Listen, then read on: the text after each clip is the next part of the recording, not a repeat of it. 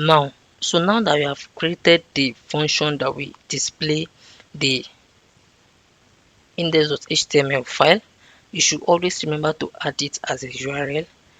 Of course, you see that we don't have any URL file here, so you just come to your application folder and create a file called urls.py.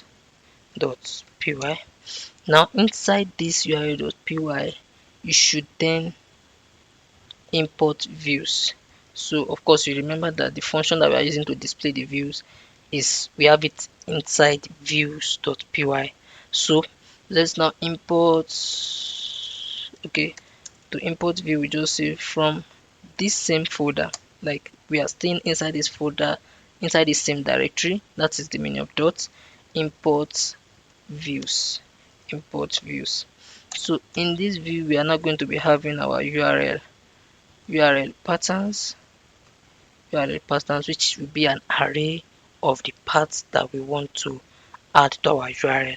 So this url pattern is the array of the paths that we want to add to our url. So now for to get our path, we import our path from Django. So we then say from Django dot urls, let us import paths. Let us import paths. So the first path we want to define will be the home page, which is the index file or index page. So once the user navigates to this index page, then we want to take the user to views, which we have imported here with this line.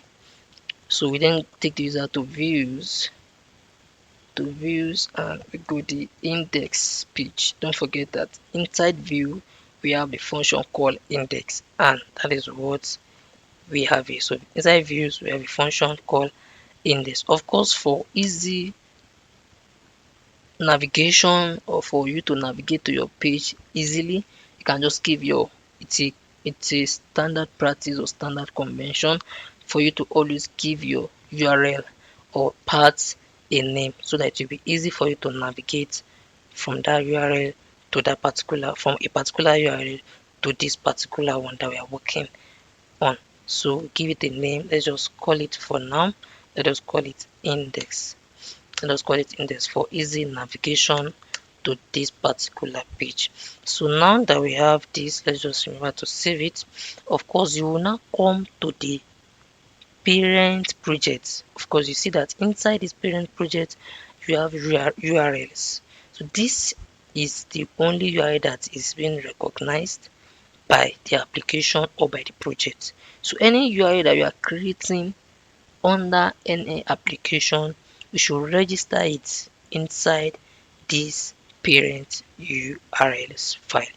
So we then go to the parent urls file, and you can see that the same pattern, we have the url patterns, where we have the path admin, then the admin url, and so on and so forth. So what you just need to do is come here and add the path for the student management.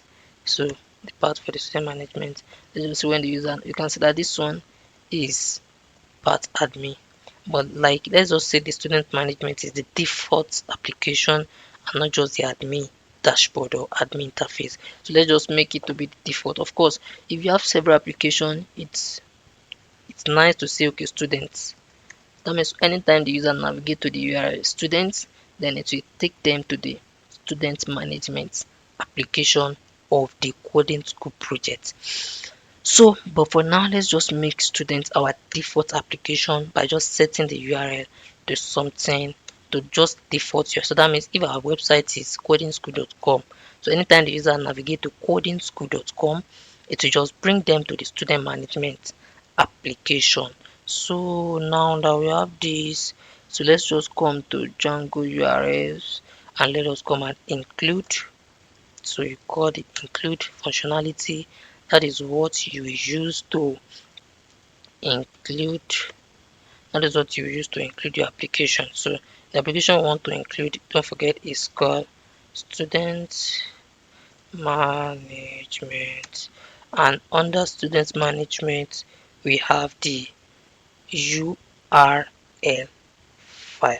So URLs file is what we want to input. So now we have our URL pattern. So that means automatically now once you navigate to this particular home page, it will bring us to the student management application. They are just normal things that you should be familiar with as you learn the Django framework. So it's just some standard conversion of the framework Django. Of course, if you are working with another framework, it's the way it's been defined, the way you work with it will definitely be different. But for this Django, just know that that is how it works for the navigation, for the application, for the projects, and so on and so forth. So now that we have all our changes, let's now test if what we are working it's if your what you are building is actually working.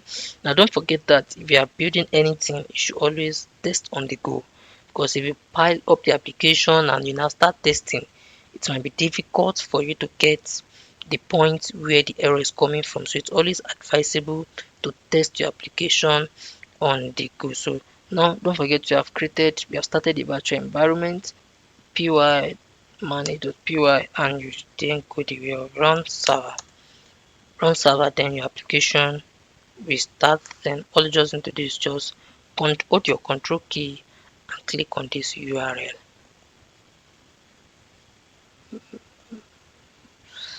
Of course, so you can see now that we have our title page. The title page, this is it here.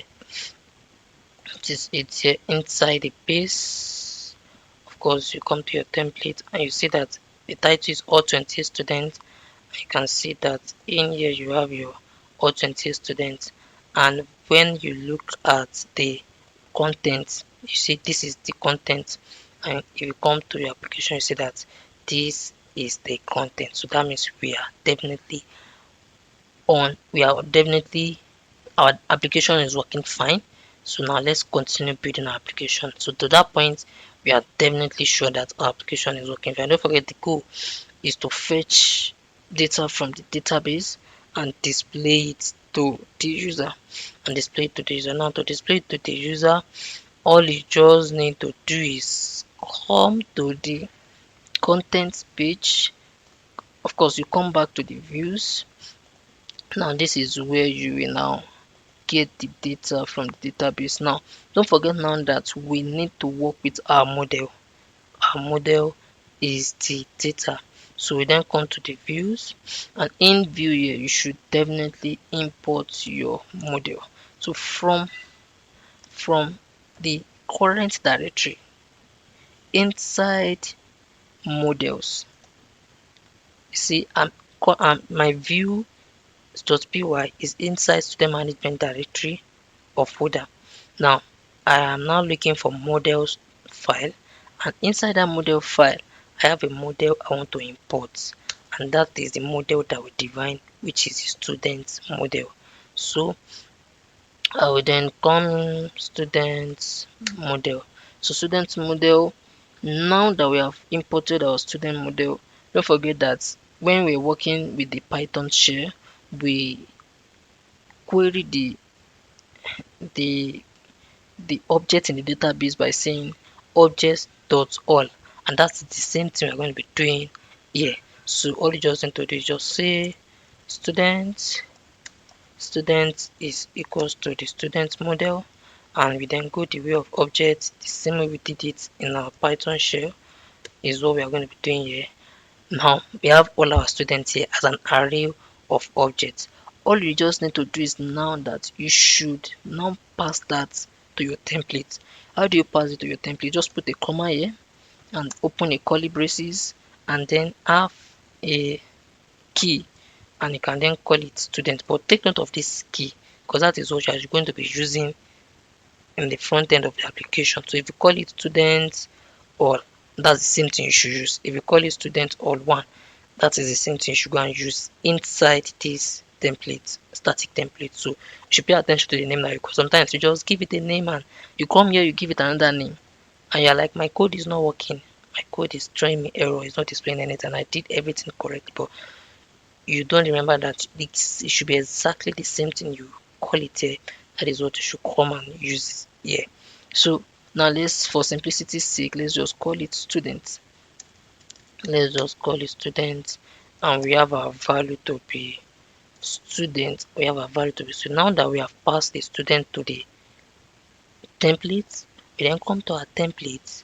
We come to our templates, and now we have access to the students. Now, what I want us to do in here is that I want us to display the students' details as a table. So let's go the way of table HTML, because this is HTML.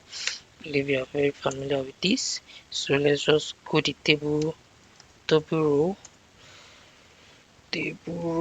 to be. So for this first row, we want our table header. The first one should be first name, and you can just duplicate this line by going shift alt down arrow. That will duplicate the line. Shift alt down arrow. Let's call this last name, and let's call this, for simplicity's sake, let's just call it, I think we have the age. Now let's now make this, okay, maybe you want to perform some actions. Let's just call this actions. You see this in action very soon. Now this is our heading. This is the heading of the table, which is definitely be the same. It is only the record or the body of the table that will be that we are going to be having dynamically from the database. Now